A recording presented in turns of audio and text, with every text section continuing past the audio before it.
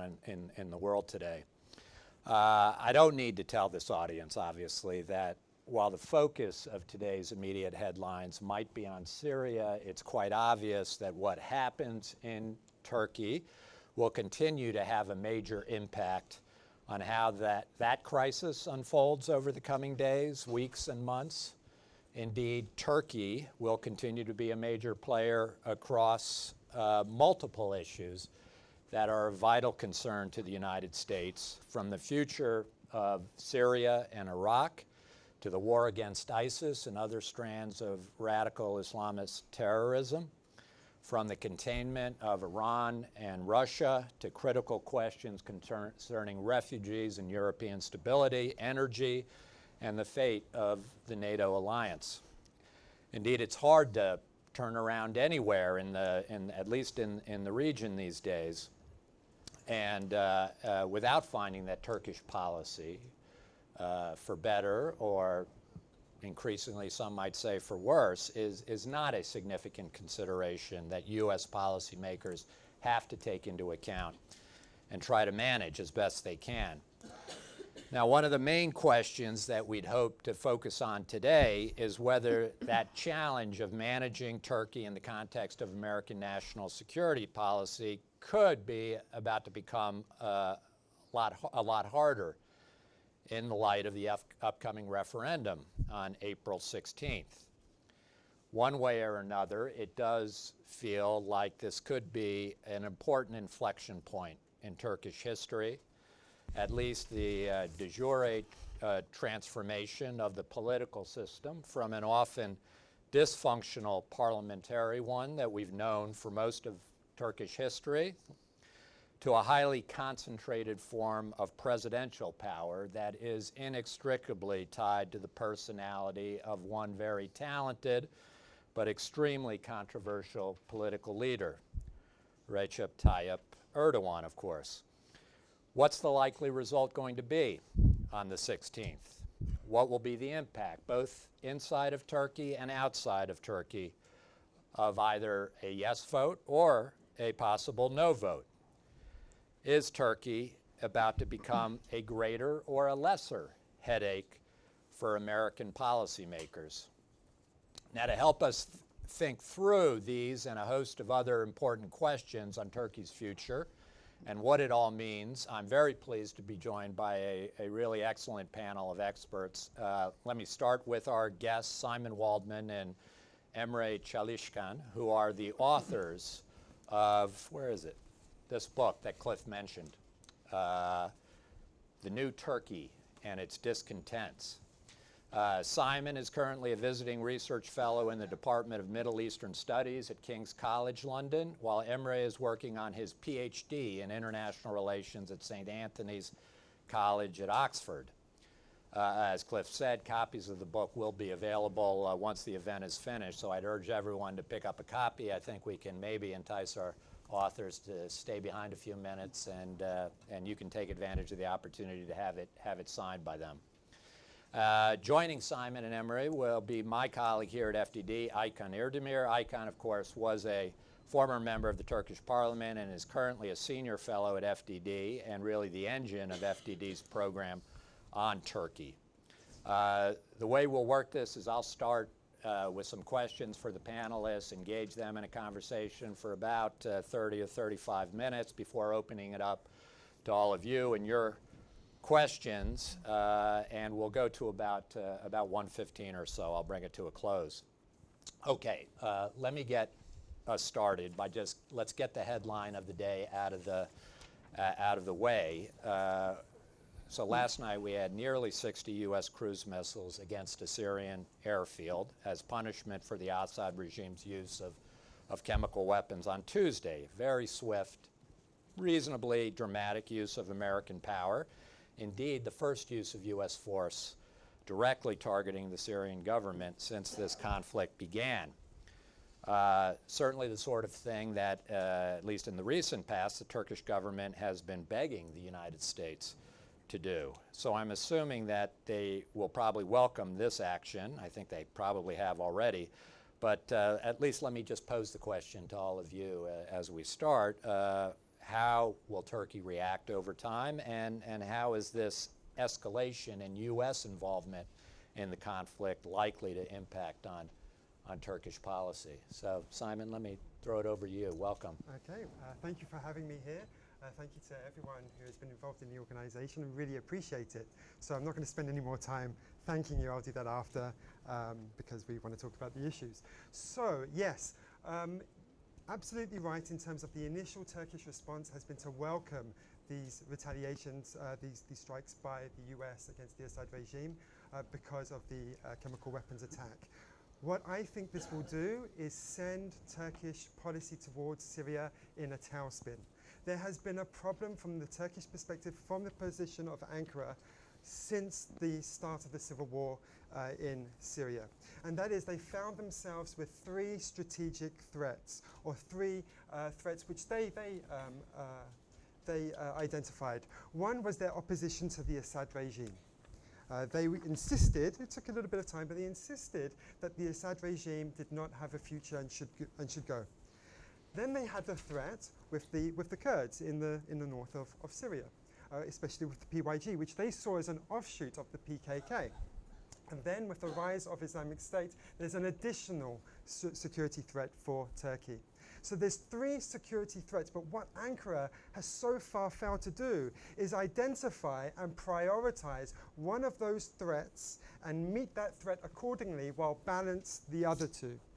And instead, Ankara is trying to kind of meet all three of these security threats at the same time without a pragmatic policy and without the means, the capability, and the resources to deal with all three threats at the same time.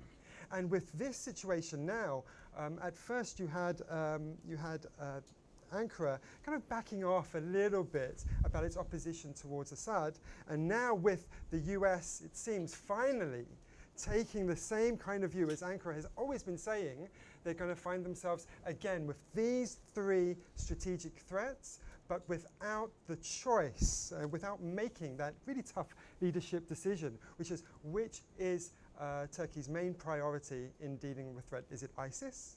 If it's ISIS, then you have to make alliances with other actors accordingly and deal with that threat before you deal with the other two. And that leadership choice, I think Turkey's going to have a very hard time actually making. And once again, it's going to try and fight off all the security threats emanating from Syria at the same time. And that could be a very dangerous decision to make. That's very interesting, because I mean my impression is that they've actually been forced to move toward that choice with the Russian intervention. There are issues with Russia. The Assad regime seemed to have faded. The idea of getting rid of Assad, I'm not sure ISIS has ever been at the top of their list, and they really did seem to have begun to focus on the YPG and the Kurds. But it'll be interesting to see what this American intervention does to it. Emre, let me get your thoughts.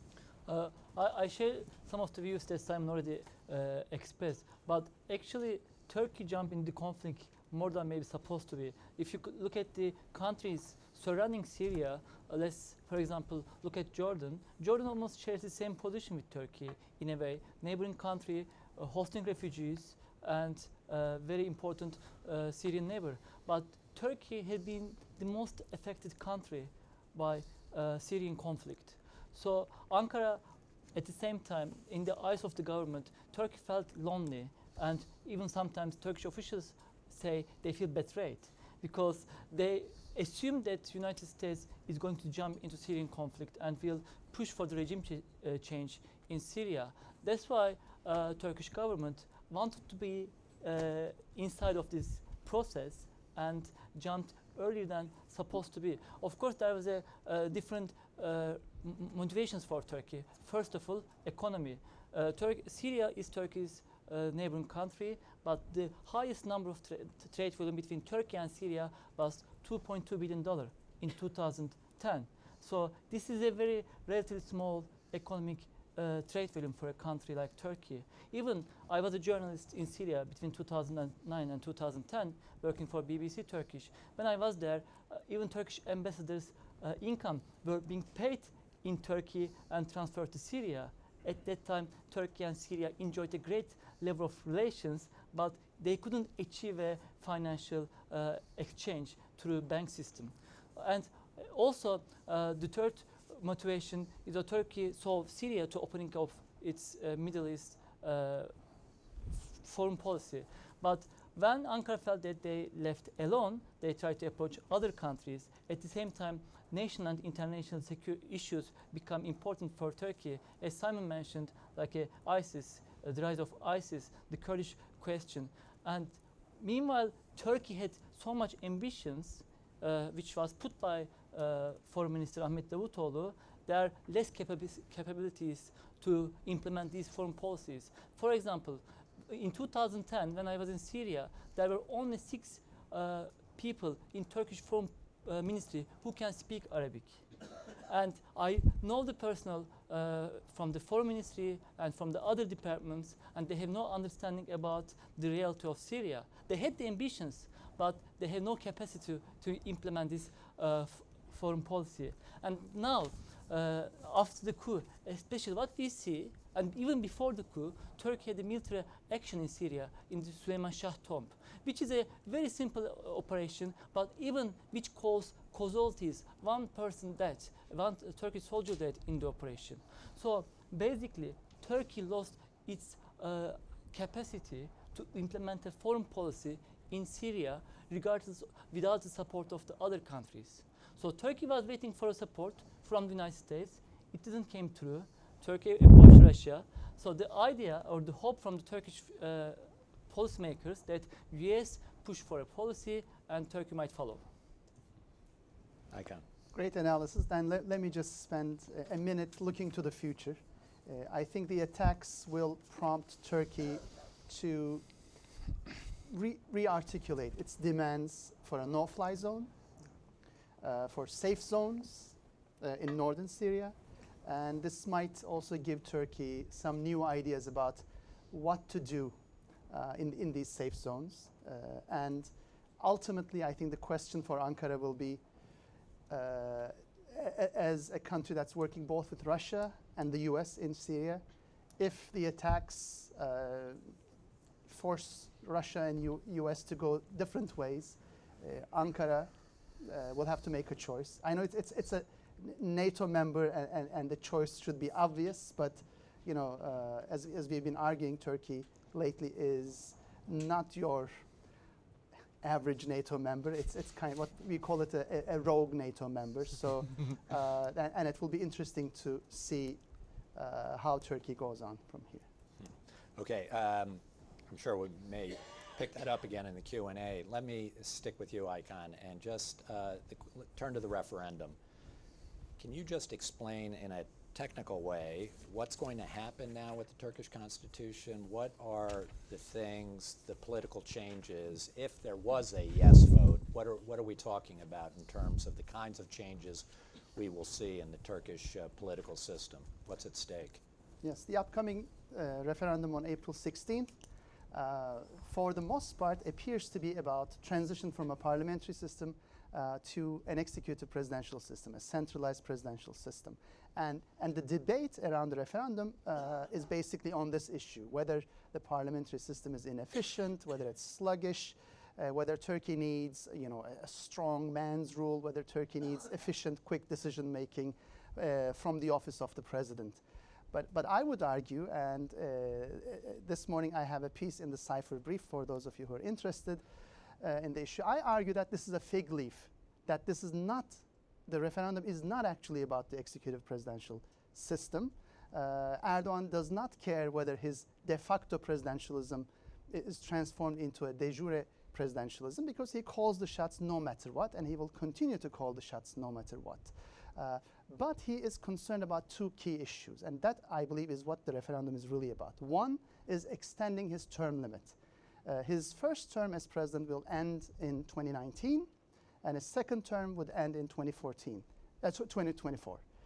But with the referendum, and there's a complex math to it, but basically he will be able to serve 4 terms, and that gives him power of the presidency and the immunity until 2034. I think this is his one big goal, And the second goal is immunity beyond that, because with the new constitution, he will not only enjoy basically a super immunity as long as the AKP holds on to 200 seats in a 600-seat parliament, which is confident. No matter how badly the AKP performs, he believes he can still have 200 seats that could block a Supreme Court hearing, a court case against him. And second, with the new constitution, he will enjoy those protections lifetime. And not only for himself, overnight he can appoint any of his family members and colleagues as either vice president or ministers without a confirmation hearing or a parliament approval, a parliament vote, and those individuals would also get the same immunity. So I think we are approaching a real turning point in Turkish political history, and we'll see whether Erdogan and individuals handpicked by him will be completely outside the realm of law, basically, whether we will have a new caste of untouchables in Turkish political history. So it is fair. This is not a change to anything that remotely looks like a U.S. presidential system of checks and balances in different branches with competing powers. This will really be a presidency that's largely unchecked. Is that a in fair fact, assessment? Erdogan is not embarrassed to say it out loud. He calls this presidentialism a la Turca. He argues that this is a Turkish version. And although these days he has realized that he needs to emphasize checks and balances, earlier he made the mistake of really saying it out loud what he really has in mind.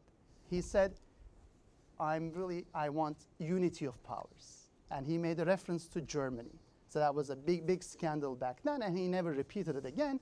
But we kind of know what he has in mind. He has this unity of powers where executive, judiciary, and legislative would be basically embodied by himself.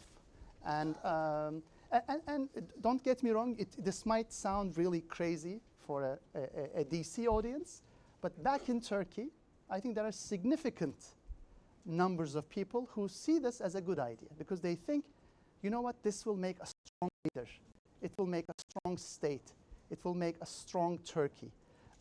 And we know why that logic, of course, is flawed, but it will be a very close call, ultimately. Yeah. Emre, let me, if you can just expand on what your view is of the implications of a yes vote and Erdogan getting what he wants in terms of Turkish democracy. I think there was recently an article by Dexter Filkins in the New Yorker in which I think he's basically said this could be the death of Turkish democracy. Is that exaggerated? Should we have greater faith in the resilience of Turkish institutions to act regardless of these changes in the constitution? What's your thought about that?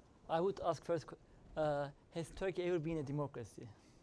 So Turkey, I would argue, has never been a democracy, but there was a hope in Turkey when first Erdogan came to power in 2002, because through the EU democratic reforms, Erdogan managed to weaken the military's power and pushed for democratic opening. And actually, eventually, this actually make him stronger in a sense. Because in Turkey, we have a history of ambitious politicians which dominated the political landscape throughout their time. Erdogan, of course, is one of the most successful ones, but there are others, including İsmet İnönü, Menderes, Demirel, Özal. And the army never was a democratic institution, but played the ultimate check on the power of ambitious politicians. But when actually AKP came to power, the military tutelage in Turkey has been declined, but this didn't bring a democracy. Because what we argue in our book, Turkey was never a democratic state. There was a balance in Turkish state institutions, and this was a weak state. I'm sure Simon will follow more about what we mean about the weak state, but what I'm trying to say, when the AKP came to power, there were changes undergone, especially in media, judiciary, bureaucracy, and those changes eroded the check and balances in Turkey. So the success of Turkish bureaucracy, they were always repressed with the elections. So each party bring their own people in the echelons of bureaucracy. But when you have a party in the government for 15 years, this ill-balanced system, balance actually collapsed. So in the past, you had like a lefts or Alevis or Kemalists, but now the appointments in bureaucracy were only being by the ones who have conservative backgrounds. And this was not based on meritocracy, of course. And Erdogan, when he came to power, he had a cooperation or collaboration with the Gülen movement. And then this actually replaced Gülen posts replaced with other groups. For example, today in Turkey, if you look at the health ministry, is controlled by Menzil religious groups. And there are many posts who are being filled by mostly Erbakan's National Outlook movement or Nationalist Party.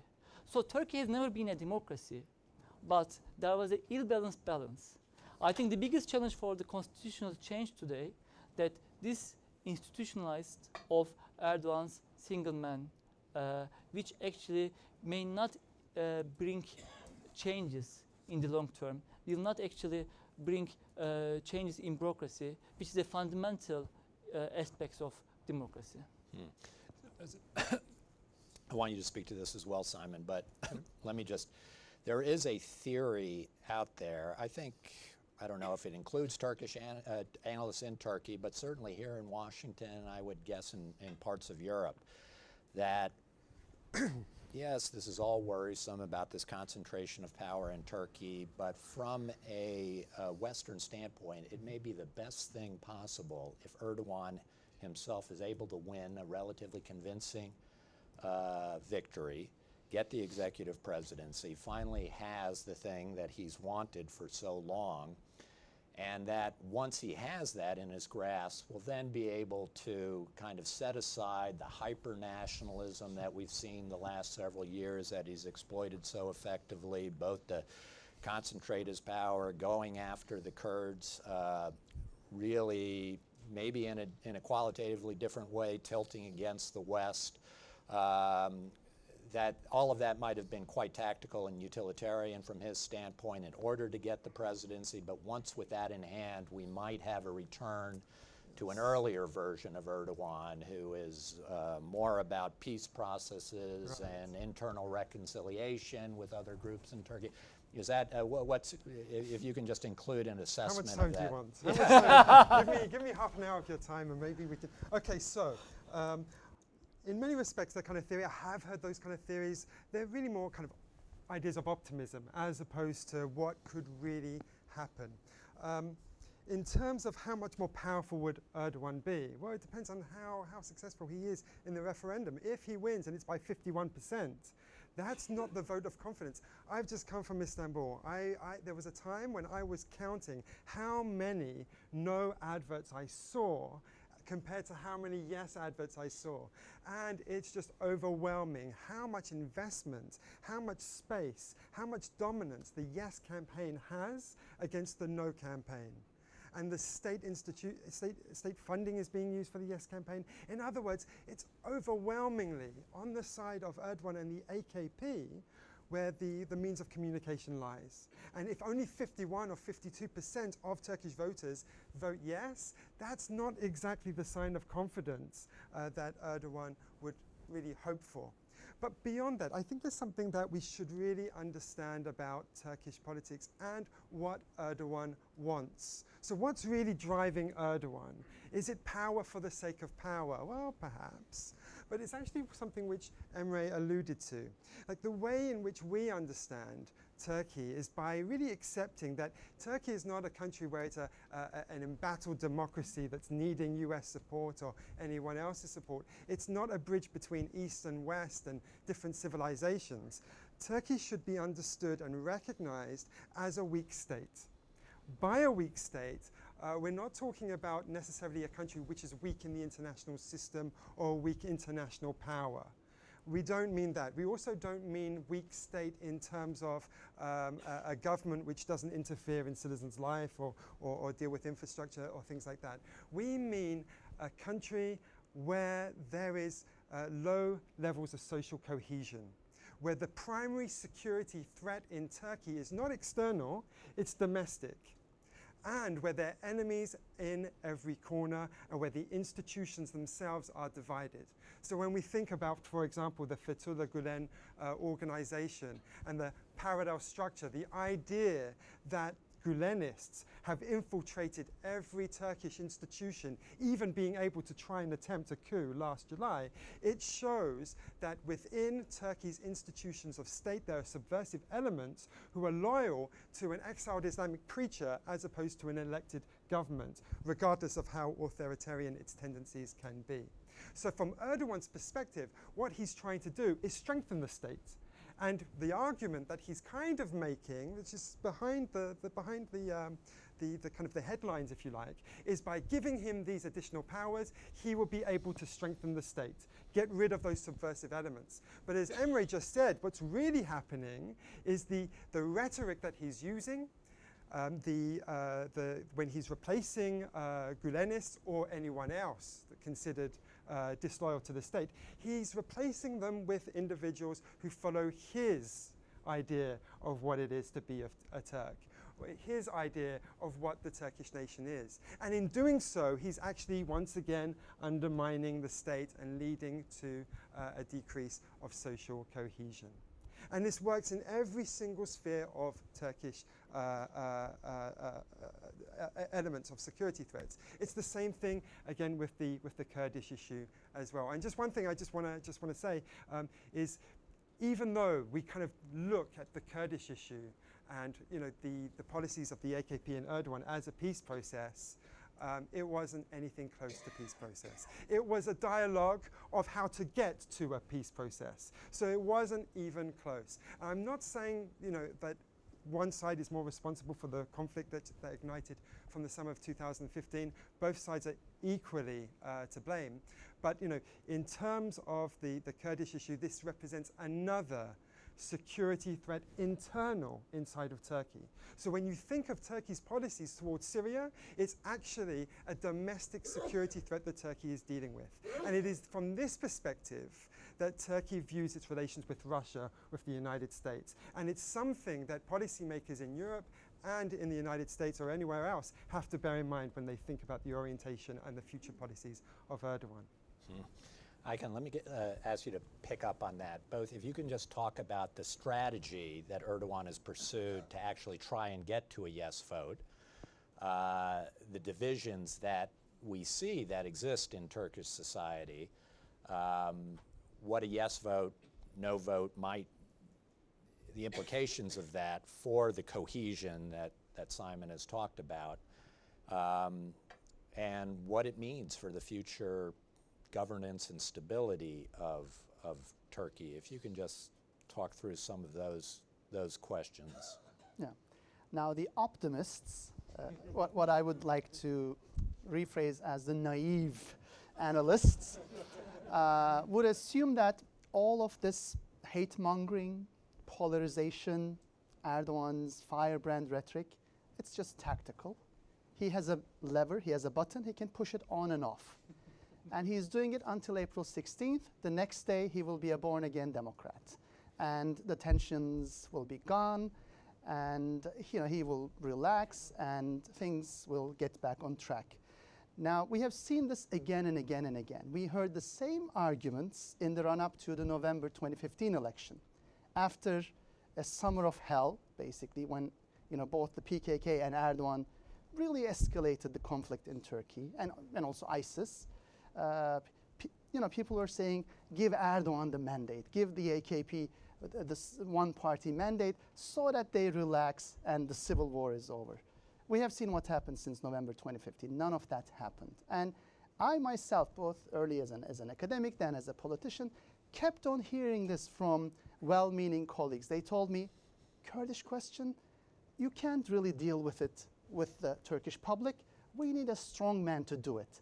Others would say, Armenian rapprochement, only Erdogan can do it. You can never pass this if it were a referendum. We need a strong man. Or minority rights. So people would always have this logic.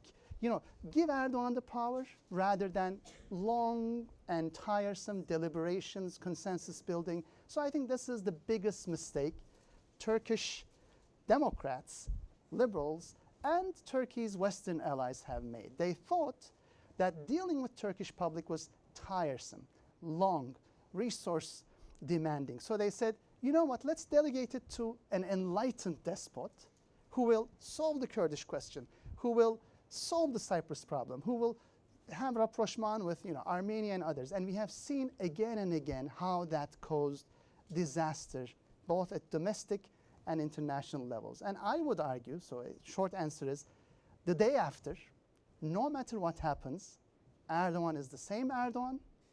He will not be able to de-escalate. Even, let's assume, let's be naive or optimist, let's assume he wants to de-escalate. It's no longer a Turkey that can be de-escalated. Meaning, what he started, the wheels are turning. We now have people with knives and cleavers and guns, armed with hate, anti-Semitism, anti-Christian, anti-Western, anti-Americanism. They are out there to get anyone. And I think we all will have to live the consequences of investing so much in polarization and hate in Turkey.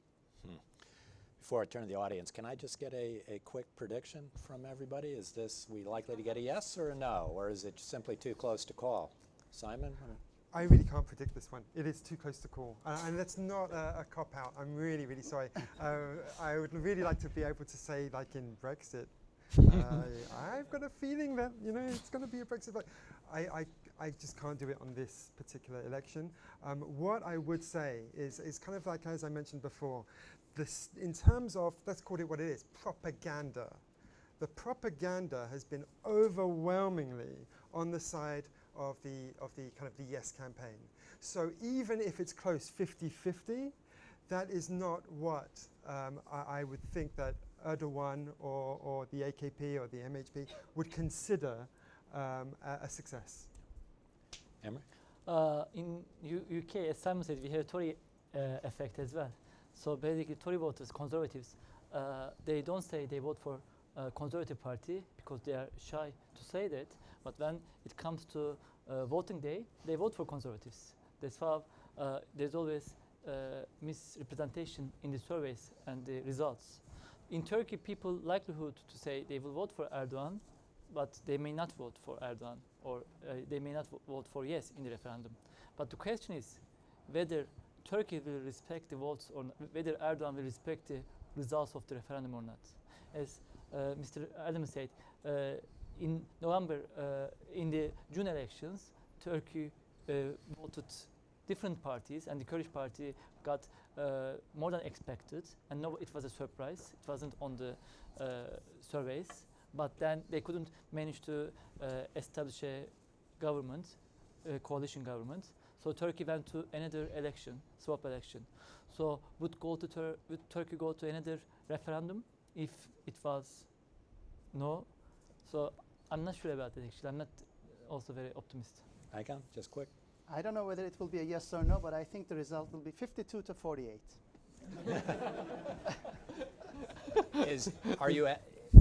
Would a no vote lead to an equally difficult future for Turkey as a yes vote? Is there that you just? I think it will be more difficult for Erdogan than Turkey. Then it will be the beginning of a new chapter for Erdogan, not in Turkish politics, but within the AKP. Yeah. Interesting. Okay, we're going to open it up. Yes, please. Wait for a mic. Identify yourself, please, and right here in the front. And if we can keep it to a question, short comment. Comment and a question for Aykan, if I may. Thank you for Just identify thank you for your book, yourself. which I actually read last week. Introduce yourself. Is it working? No. Yes, it's working. But Okay. just tell us who Introduce you are. yourself. Oh, I'm Sinan Jadid from Georgetown University. We know who you are, but still. Sorry. Thank you for answering some difficult questions. The short comment would be, up until now, this particularly goes to Simon's point, Erdogan has always led the AKP in the polls. You know, his presidential was 52% to the AKP's 40-something odd in last elections. Some of the more reliable polling out there in Turkey, 2 or 3 institutions, would seem to suggest that despite that positive, overwhelming campaign, that Erdogan is not getting his way. It's not. This seems to be a bridge too far.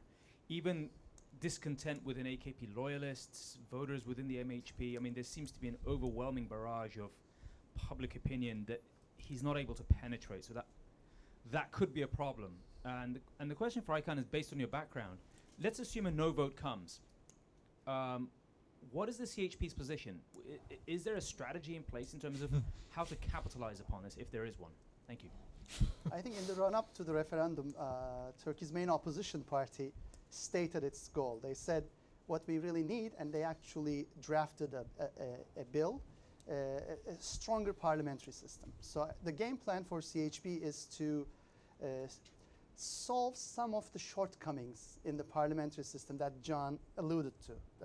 And in fact, those are the shortcomings, or quote-unquote, the inefficiencies that Erdogan and others before him have used as pretext to call for kind of a very strong centralized executive presidency. So I think ultimately the task for Turkey, and not just for the main opposition, is where to move in terms of, let's assume there's a no vote, where to move from here. How does Turkey strengthen both the state, as Simon said?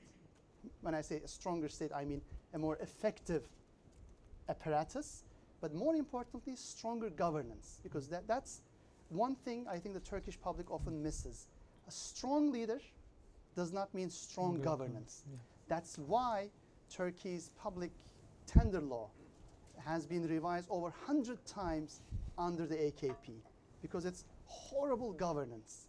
Every other month, you have to fix something, because you never do the committee work, because you never do consensus building, because you never consult with a wide range of experts. So all your bills, although you might dictate your will overnight, but all your bills and legislation end up being ineffective, imperfect, incomplete. So I think the key question for both the HDP, CHP, and also for the dissidents in MHP is how to strengthen governance in the aftermath of a no vote.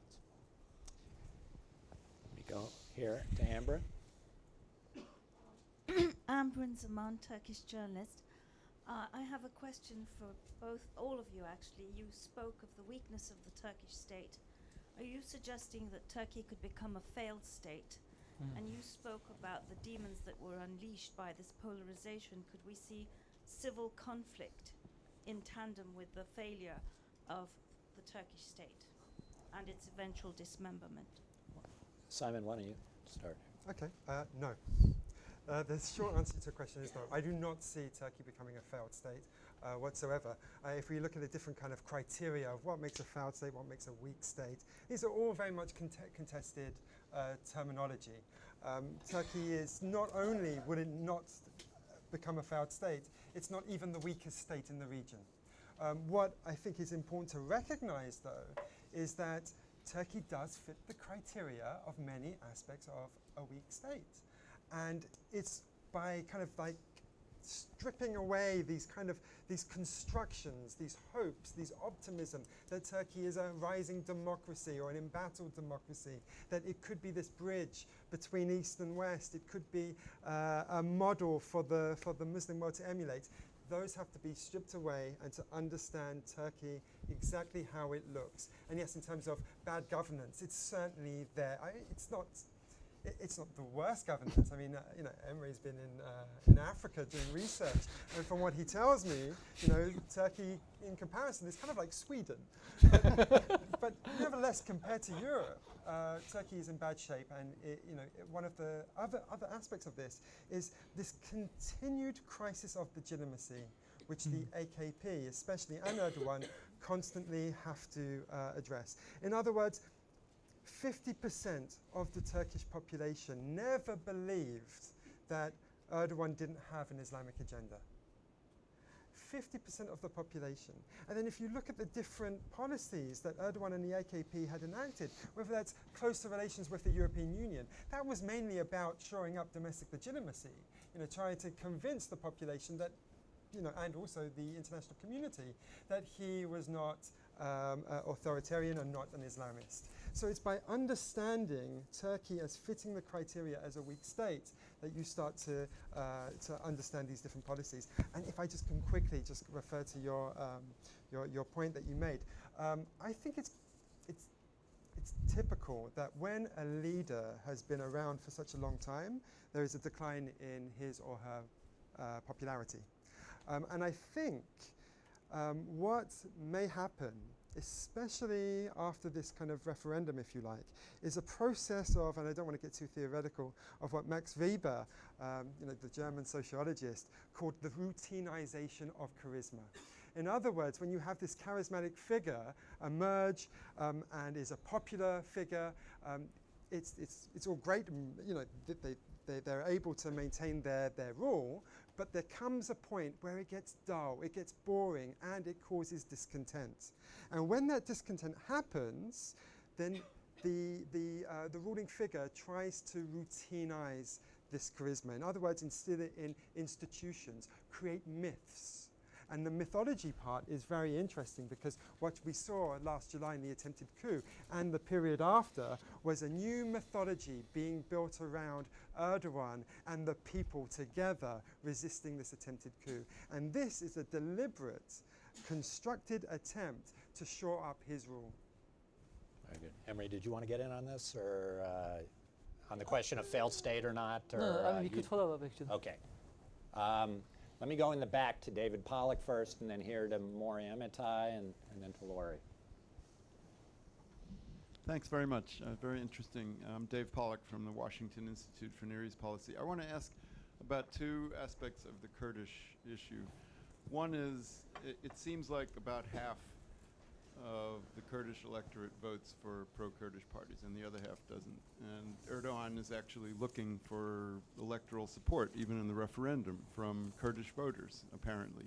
I don't know if it's all just a charade when he goes to Diyarbakir, or whether there's something to it, but I'd be very interested in a comment about that and how that relates to the possibility of resolving the Kurdish question, or whatever you want to call it, without reference to Kurdish nationalism or Kurdish ethnic rights.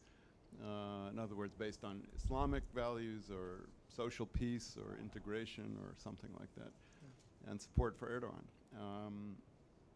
And the flip side of that, in a way, is the possibility that someday, under Erdogan or maybe somebody else, that Turkish relations with the PYD in Syria could become something like Turkish relations with the KRG in Iraq.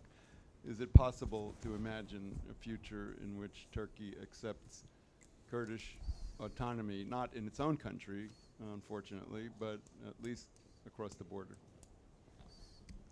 Emre? Okay. Yeah. So in our book, we had a chapter about Kurdish opening. We don't call peace process. We call votes with Öcalan, actually. Yeah, the votes with Öcalan. Yeah. So we had a chance to talk to very influential people from both sides who represent Kurds and Turks. I think we should bear in mind that this is a problem. Kurdish issue is a problem not only affecting Turkey, but affecting the region by itself. So another way of saying, in my opinion, Turkey cannot solve Kurdish problem without actually solution in Iraq, in Syria, and in Iran. So given the conditions in the region, this seems quite difficult. And also we should bear in mind that HDP has been representing the Kurdish votes. But on the other side, AKP also has been received so many votes from the Kurdish conservative groups. And Diyarbakir is not the biggest Kurdish city. Istanbul is the biggest Kurdish city. Now, actually the things are much more complicated, I think, than we perceive. So Kurdish votes, even the conservative Kurds, started to vote for HDP, and this was a quite appealing, and this was a success for, I would say, charismatic Demirtas. Not only Kurds, but also liberals voted for HDP.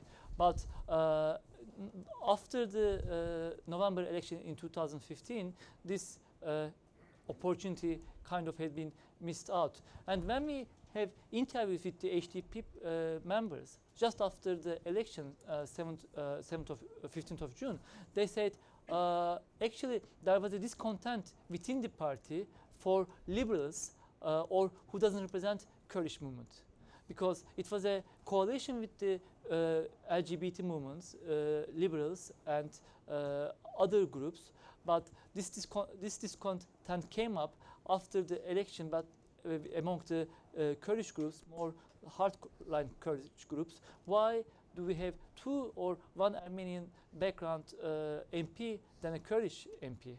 So I think the future of Kurdish question is quite complicated, not only versus Erdogan or HDP, but also Kurdish people, Turkey, Iraq, Iran, and Syria.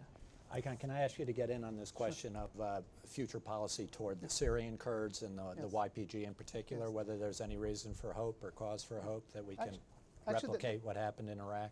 Actually, there was an interesting hint by one of the senior advisors of Erdogan, İlnur Çevik, who reminded the conflicting relationship between Turkey and Iraqi Kurds, and then he reminded that we could turn that into a pragmatic relationship with the KRG.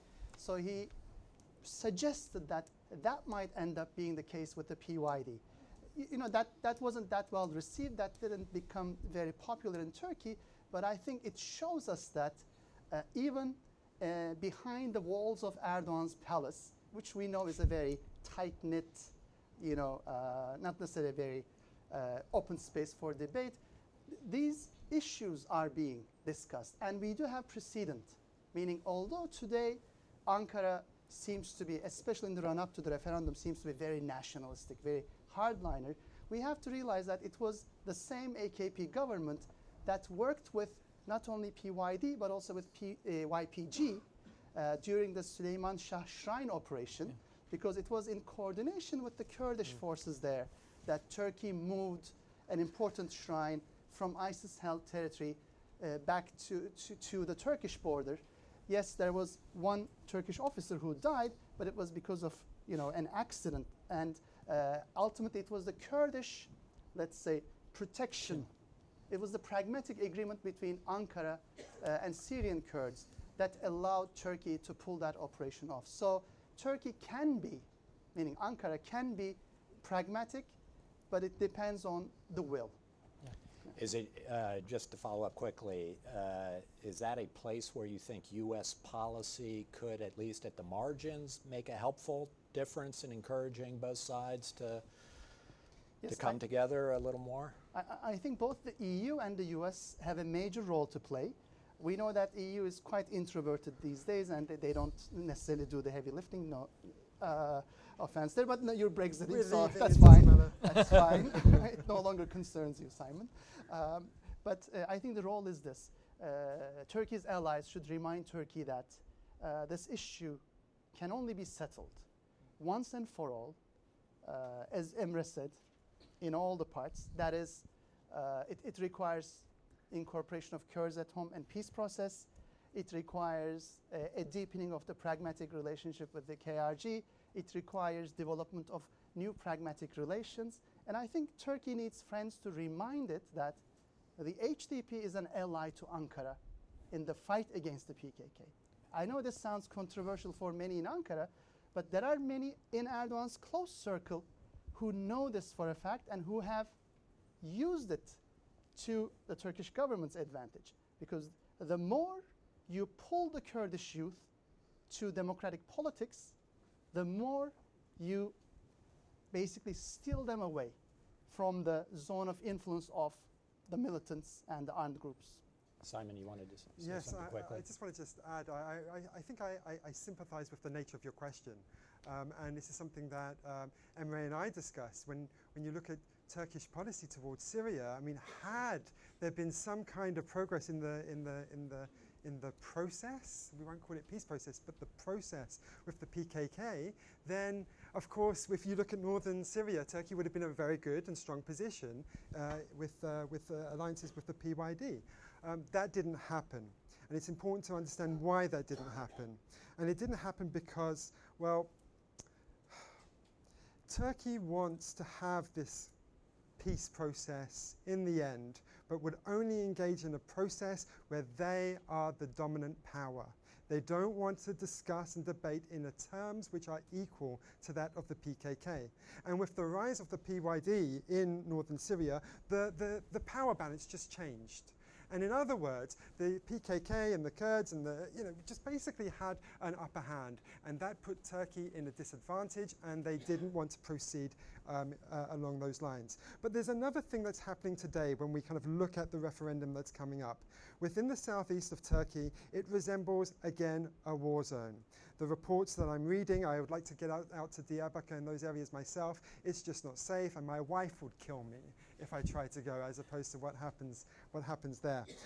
But we're talking around 3 to 4, even 500,000 people internally displaced.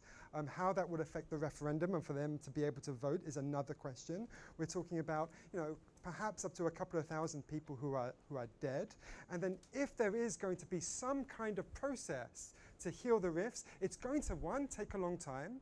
And if that's going to be done, one of the problems about the previous process was there was not a strong mechanism for really kind of healing old wounds.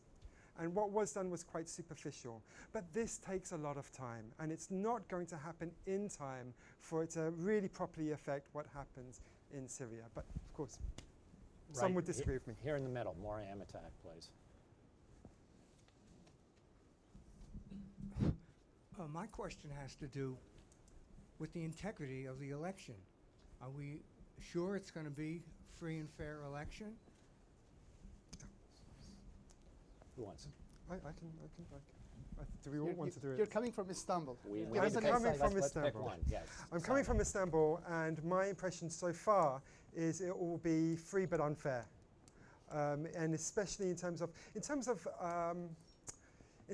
reading the reports of international observers from previous elections who have criticized Turkey based on having an unfair means of communication in terms of the campaigning process, where state resources or funds are used for the campaign of the AKP or Erdogan or the yes vote. Turkey has not learned its lessons. It just closed its ears. If anything, has made it worse. So, for example, private broadcasters in Turkey, which are unfair in their coverage of the referendum campaigns, are not going to be fined. And that was a measure that was taken while Turkey was under the state of emergency. And what that means is that they will be promoting the yes campaign. We've just recently had in Turkey a movie which has come out, a biopic of the life of Tayyip Erdogan. We're seeing all over the streets of Turkish cities yes campaigns, yes billboards, posters, adverts on every spot in Turkey you can possibly imagine. It's almost like it's the Rio Carnival for the yes campaign. And you have to look very, very hard to find a no campaign. And all this is happening while under state of emergency, despite warnings from the international community saying this is not a healthy time to have such a referendum. But still it's gone ahead. Will the votes be counted correctly? Probably. But the campaigning process itself was grossly and has been grossly unfair. Aykan, do you just want to give the statistic that you had mentioned to me about coverage? Yes, for example, I just got the statistics from TRT, that's Turkey's official channel. They have 20% the coverage for the AKP that they have for the main opposition, CHP. And you can imagine that's like 200 times the coverage they gave to the pro-Kurdish HDP. And this excludes Erdogan's own time, because technically he is an impartial president, so he has his own airtime. So that's one thing. But going back to whether there will be an attempt to steal the votes, I always say there's roughly 1 to 3% possibility of stealing votes. And in this election, in this referendum, I think the ballot boxes to watch are those areas, those sub-provinces where MHP plus AKP vote reaches 90%. Right. For example, parts of Erzurum, parts of Yozgat, meaning those ballot boxes where you're not likely to get an HDP or a CHP observer. Now, you will say 2/3 of MHP voters are against the referendum, but it doesn't matter. Bahçeli, calls the shots on the MHP observers. So he will handpick pro-Erdogan MHP observers. So there will be a number of ballot boxes where there will only be yes observers and no observers. And as we know from statistical studies before, in those kind of problematic ballot boxes, that's where you get these outlier results. For example, where you get 90% for one or two parties, where you have actually ballot box stuffing. So overall, it's very uneven. Let's say 70–80% of the ballot boxes could be quite safe with up to 1% of irregularity. But then there are those problem cases where there is gross kind of stuffing of the ballots. Okay, I want to go right here to. Lauren Milroy, Kurdistan 24. Earlier this week, I heard another author with a book on Turkey speaking in very similar tones to you about the nature of what's going on in Turkey and Erdogan's leadership. And among his points was that it is imprudent of the United States to rely so heavily on Incirlik Air Base for its operations against ISIS and for its presence in the region. Is that a perspective that you would be sympathetic to? Simon, Emre? Do you want to go for? I'm happy to. You go first, okay. The short answer is yes. I think that's the case, and I think that's. And I don't think that's recent, though. I think from 2003, that's something that the United States should have been very much concerned about when it was practically denied by Turkey to use that base in order to conduct operations in Iraq. And yes, I think in many respects, the United States does depend a little bit too heavily on Turkish bases. But at the same time, the consequences of not using them are, at the moment, outweighing the consequences of using them, if that makes sense. In other words, it's a negative. The fallout, the diplomatic fallout, if the United States were to stop using Turkish bases and locating them elsewhere, perhaps in northern Iraq or other places, the consequences of that are higher than the benefits. So it's a very kind of negative reason as to why the United States should continue to use those bases, but they should prepare for the possibility of alternative places to launch operations from.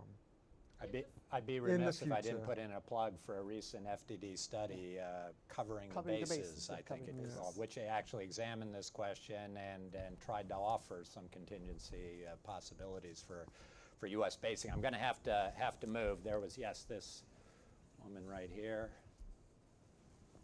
The panelists speak to the issue of the impact of the domestic economy on the probable vote, please. I can go Emre, first. yeah. Is there, yeah? Go ahead. So one of the biggest success of Erdogan is actually management of the economy. Turks are not very much capable of managing economy in historically. So when AKP came to power, Turkish GDP get 3 times bigger compared to 2002. Turkish growth has been outstanding, but also there's a slowdown of economy nowadays. Turkey has a Turkish age average is 29, so it's a very young population, and each year there are 400,000 people joining workforce. That means Turkey should grow 5% to accommodate newcomers. In order to Turkey should grow 5%, EU should grow 2% minimum, because EU is the biggest trade partner of Turkey. Almost 63% of Turkish export go to European countries. So the projections today, Turkey is going to grow 2% this year and 1.8% next year. This was the Goldman Sachs projections like a week ago. So given the conditions, and Erdogan's success has always been tied with the economic developments in Turkey. And it is true, he is one of the most popular leaders of Turkey thanks to his economic policies. During his time, social services, transportation, and health management have been much better than before. So people not only vote for Erdogan because he's charismatic, but also the people who his vote base, they believe to vote for him because he changed the lives of these people. So the question is he going to manage to change these lives when the economy would actually be negatively impacted? We had a talk in Oxford like 3-4 months ago, and one of the person who came to talk was the IMF representative who had to deal with Turkey in 2001 financial crisis. So what he actually pointed out was very interesting. He said in 2001 Turkey had a financial crisis. We managed to give loans to Turkey to actually ensure the public debt is going to be maintained. But today Turkey is facing private debt. So the problem that how is Erdogan going to manage the economy if there's a high number of private debt? So there's a new attempt from the government to establish Varlık Fonu. It's a new fund to bring all the public companies together. But then the problem is who's going to manage this? When you look at the people who are going to manage the new funds, are the people who have been actually blamed for the mismanagement of the economy. The economy and the biggest problem of Erdogan is not only his authoritarian, but also the country, the bureaucracy, the governance, as Mr. Erdem said, are run by the people who are not incapable of doing this business. I need to have a caveat. Yes, I do agree all about Erdogan's roads and hospitals and services, but we have to keep one thing in mind. When the generals messed up the Turkish economy big time in 1980 during a coup d'etat, Turkey was the 16th largest economy in the world. Yeah. Right now, Turkey is the 18th economy in the world. So it's also about perception management. So Turkey is losing on a relative scale. Among the emerging markets, there are others that are doing better. So Turkey, even if we get the worst benchmark ever, the 1980 coup, Turkey is slipping behind. Second, Turkey is in a middle income trap since 2008. It's basically roughly $10,000 per capita income, and Turkey is not moving an inch forward, it's slipping back. So the economy since 2008 is actually not doing well. Three, Turkey received over $600 billion of FDI.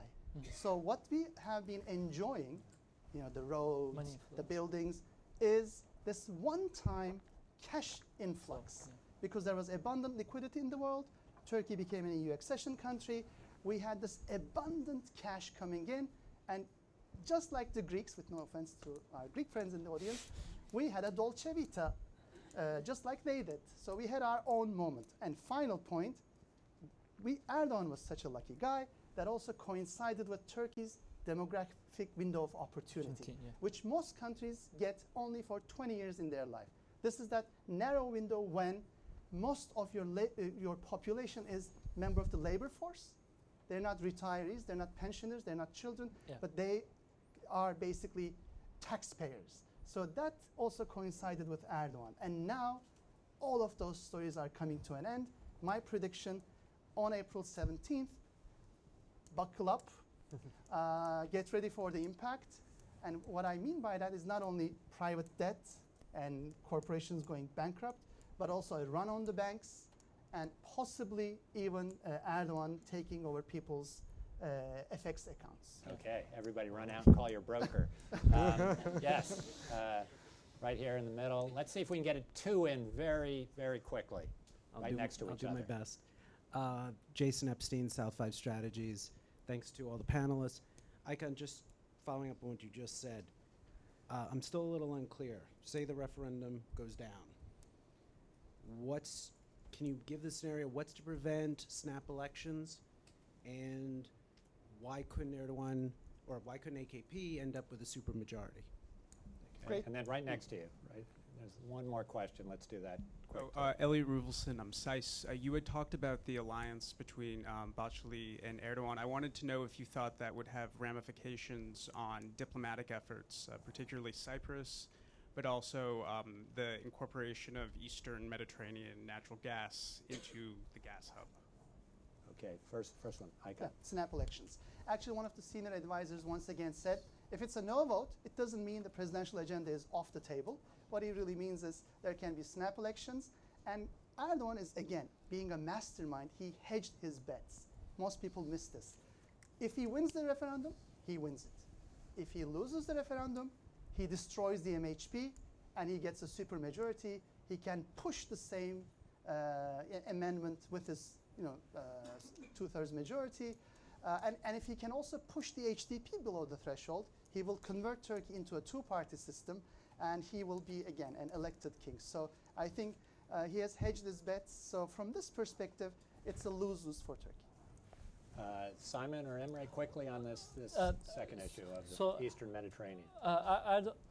So Erdogan is playing his national settlement for the referendum. So he needs his support, Bahçeli's support for national votes. And think about the diplomatic crisis between Turkey and Germany and Turkey and Netherlands. Also shows that he's playing very well. And I talked to one of the AKP's European, one of the officials, and they said before the referendum, before the crisis with the Netherlands, the yes votes among the National Outlook movement, it was 40%. Now it's 60%.